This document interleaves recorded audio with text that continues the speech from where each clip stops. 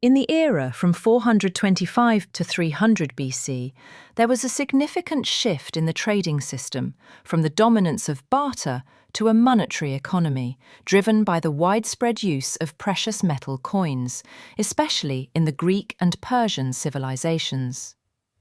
Ancient Greece, especially Athens.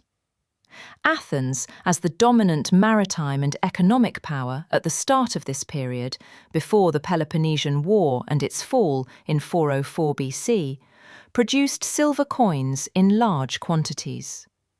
These coins not only facilitated internal trade in democratic Athens, but also became widely accepted currency throughout the Mediterranean due to their consistent weight and purity. Persian Empire.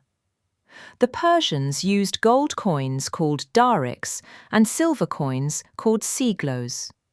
The use of this standardized currency helped facilitate the administration of the vast empire and long-distance trade along land and sea routes controlled by Persia. Spread and standardization.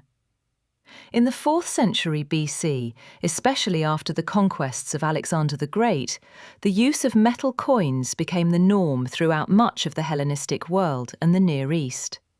Standardized currency, for example silver coins depicting Alexander the Great, facilitated international trade and reduced reliance on inefficient barter systems.